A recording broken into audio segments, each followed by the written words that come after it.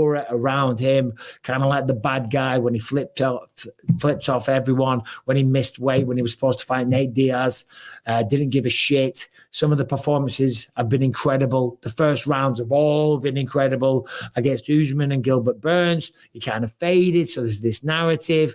But regardless, if he was to beat Robert Whittaker, he would probably fight for the belt next. Dricus du Plessis was talking about that recently. Everyone's looking forward to the fight. I had tremendous respect for Robert Whittaker for taking that fight. Just shows the type of man that he is. And then I started seeing rumors yesterday that he's not going to be able to fight. And then I see this picture where he's tagged and he's in hospital. And then the video comes out of Dana talking about it. And I forget the words. What did he say? Violently ill? Is that how he worded it?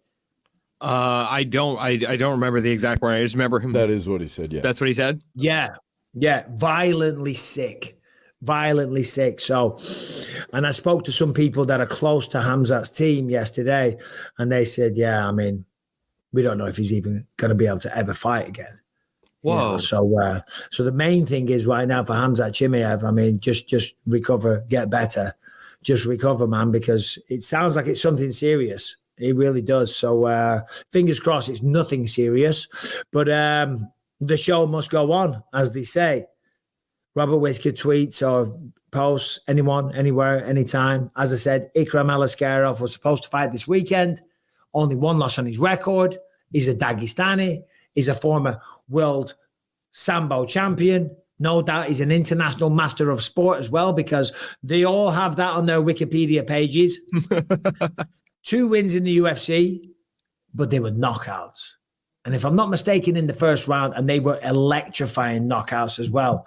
So that's a tough fight for Robert Whittaker, but nowhere near the kind of credit, you know, the risk and reward, you know, like the risk and reward for Anthony coming into this one.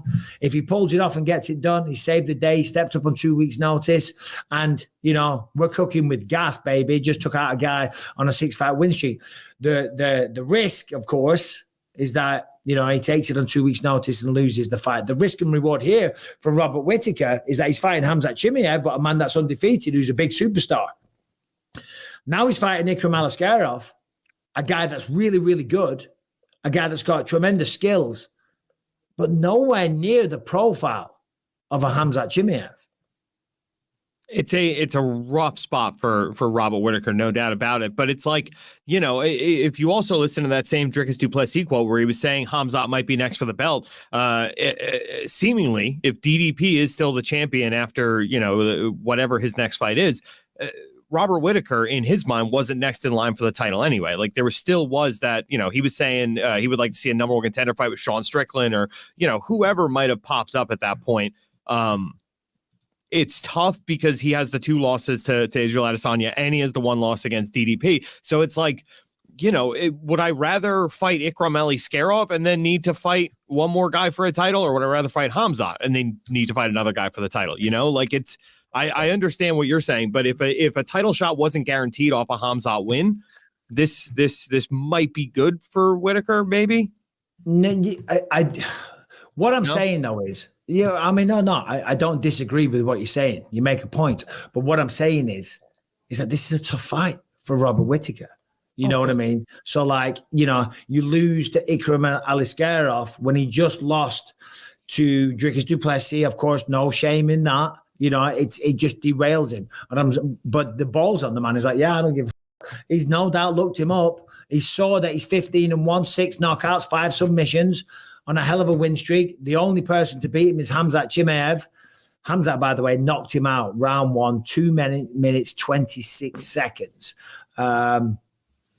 2 wins in the UFC, Wally Alves, Phil Hawes, both knockouts first round. Yeah, but it's just like, it's a tough fight. It's a tough fight, but you get almost no credit from the casuals for getting it done. That's what I'm saying, you know, and God forbid he doesn't win. You know what I mean? That's like really, really bad for his career at this stage of it.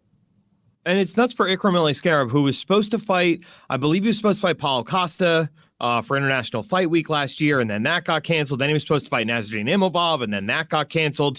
I think he's had 4 different canceled fights this year so far. So it's like, by all means, this guy should be in the middleweight top 15 somewhere. Now, instead, you got Robert Whittaker fighting an unranked guy. So I do see your point there. Losing to an unranked guy is much worse, even though, I think if Ikram had shown up or if the other guy had shown up for any of those fights that Ikram was booked for, there's a very good chance he's already in the top 10, and that fight seems to make a lot more sense on paper to the casuals, like you said. Yeah. No, absolutely, mate. Absolutely. So give us a non-MMA story. All the best to Robert, all the best to Ikram Alaskarov. It's a tremendous fight is what it is. I think that just it basically encapsulates what I'm trying to say. It isn't much of a step down in terms of a threat for Robert. In fact, if anything, you never know, because we spoke about this. Khamzat, we haven't seen him go 5 rounds. Robert Whittaker can go 5 rounds standing on his head. Okay, he's been there many times. Khamzat gets tired after round 1. Okay, just scraped by Kamaru Usman, former pound-for-pound number 1 on the planet, long-time welterweight king. Of course, great win, not an easy thing to do. Scraped by Gilbert Burns, tremendous fighter, not an easy thing to do. But the reason being was because he got so tired, and they really came back into the fight. How does he look in rounds 4 and 5? Well, one would assume, if you just take it at face value, that Ikram Alaskarov isn't going to have that same issue. You know what I'm saying? So potentially a game plan that Whittaker was working on to get Khamzat tired and into the later rounds wouldn't necessarily apply for Ikram Alaskarov. But anyway, best of luck to both men. Can't wait for it. I'll be there. I'm in Saudi Arabia.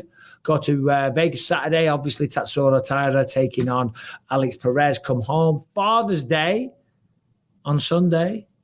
And then I'm off to Saudi Arabia, the kingdom.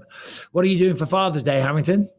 I don't know. I was thinking about that. Like, Alex keeps asking me, and it's like, I don't know. The only thing I ever want to do is like, that feels like a selfish thing, is like, let's go see a movie, like, let's drop the baby off, give us a couple hours to go and see a movie. But there's not even anything out I really am desperate to see. So I'm racking my brains. What are you doing? Maybe I'll steal a page out of your book.